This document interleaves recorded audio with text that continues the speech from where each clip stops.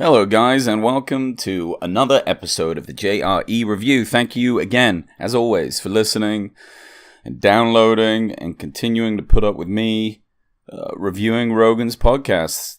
I really appreciate it. Thanks, guys. All right, today's episode 1308, Eddie Bravo. He needs no introduction. What is there to even recap about Eddie? Love that guy. Lunatic, for sure. Fantastic jujitsu practitioner. I would also say yes, no doubt. Owner and runs 10th Planet Jiu-Jitsu, which is a pretty badass place. And one of Joe's really oldest friends in a lot of ways. And probably pretty responsible for Joe's role in the UFC, in a lot of ways, because Eddie had a bit of a back roll to that stuff too. But anyway, their conversation was wild and hilarious and went into conspiracy theories, as you can imagine, so let's get it going.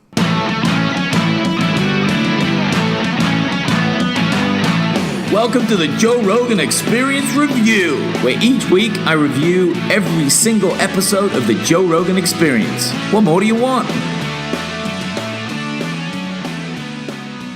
So Eddie was quite excited. There's a new Mexican heavyweight boxing champion of the world, Luis.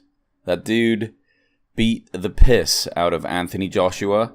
Came out of nowhere, huge underdog. People did not expect him to do well. Obviously, Eddie is a big supporter of that. He says, no matter what, when it comes to boxing, he always supports the Mexican fighter. As you would imagine, I'm English, but I don't always just support the English fighter. I have my favorites, but then I've lived in the US a long time, so I often just support the US fighter as well. But Eddie did say when it comes to MMA, though, regardless of nationality, he always supports the jiu-jitsu practitioner, which is kind of cool because he's taken away like the nationalism of it, and he's just going into the skill set that he loves. He supports kind of that end of it.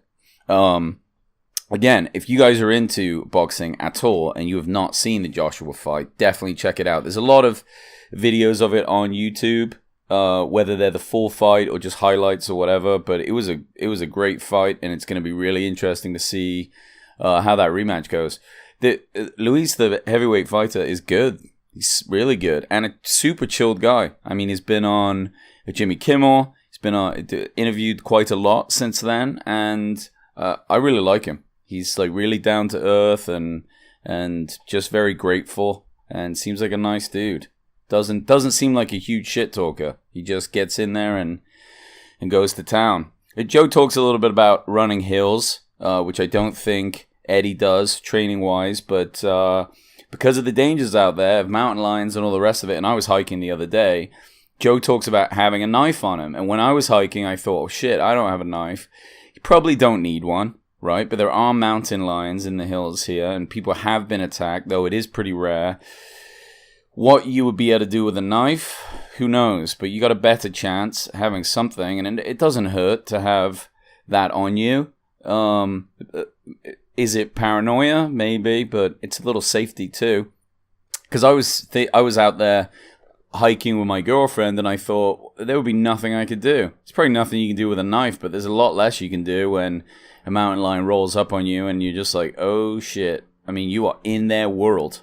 So I like that he throws that out there. At least he's thinking in that way. He's always thinking of like keeping himself safe. I think it's more that than paranoia. You see it with his like doomsday prepping thoughts, and like when he's like Joe will often talk about how to get out of LA if there's like a big earthquake or everything kind of collapses. It's like a safety mindset, and I like that. It's kind of like the mindset of a true martial artist in that sense.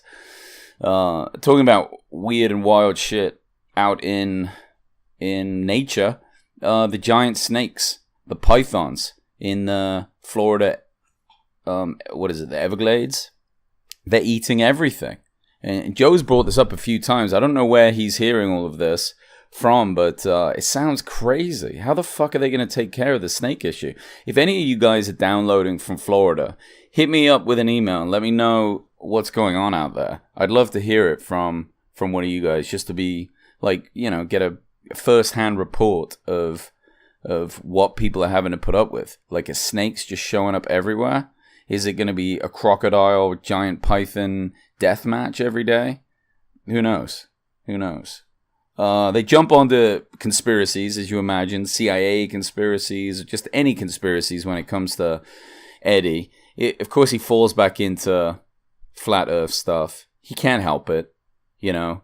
He's just so locked into that idea, and I just find it fascinating.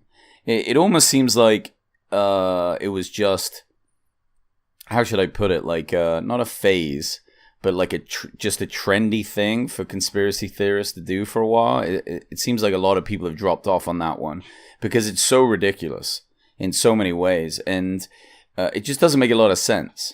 And you know, maybe Eddie could do some like physics classes, or like have a sit down with a physicist, or just someone that can kind of explain that it's very provable.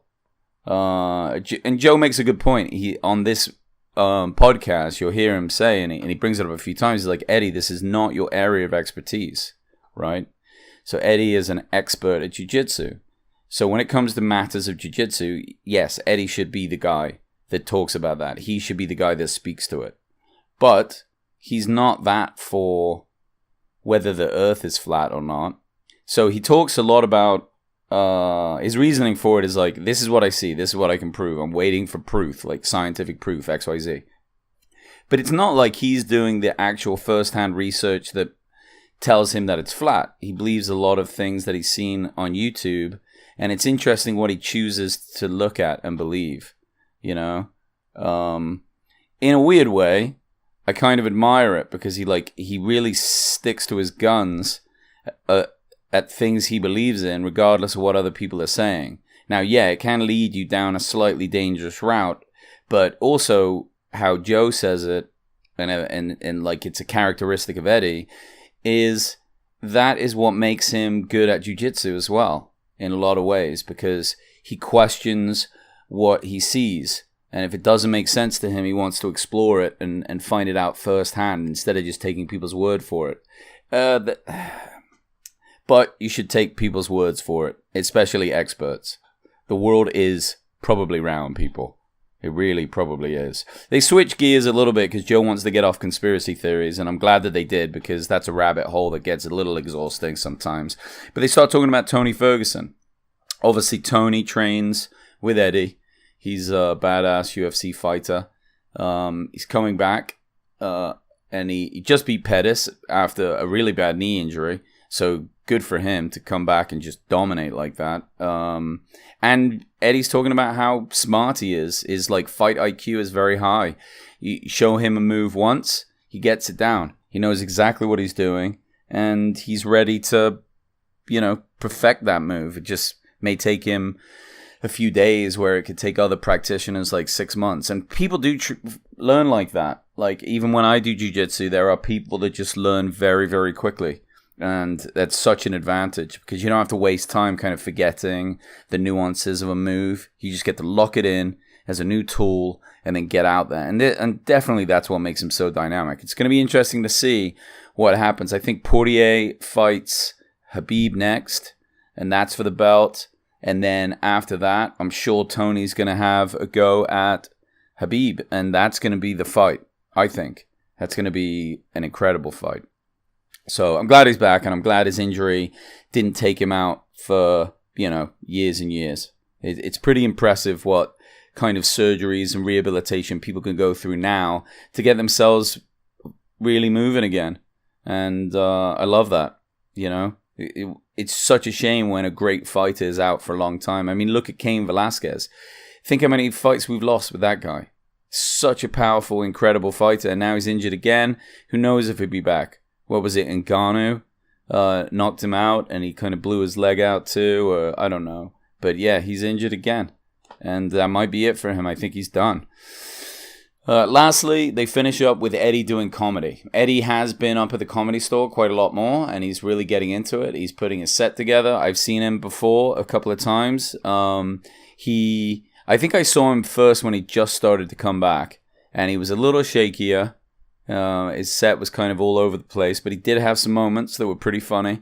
And he's got a lot better because he stuck at it and kept working it. And it's really impressive to see. It's a very difficult thing to get good at, but he's working with Sam Tripoli, and they have their Tinfoil Hat podcast, and they're doing a bit of a tour with that. And obviously Sam's brilliant. He's a bit of a legend at the Comedy Store and very, very funny. So that's a good combination for Eddie to learn from, and just a fun time. So it'd be interesting to see how their little tour goes and how their dates go. And it's really always a pleasure to watch somebody improving at stand-up comedy. And, Eddie's in a great position. He knows so many great comics that why not take advantage of that? But that's it for that one. Check that podcast out. Eddie's hilarious as always, and truly a unique individual. So guys, thanks for downloading. I appreciate it. Take care.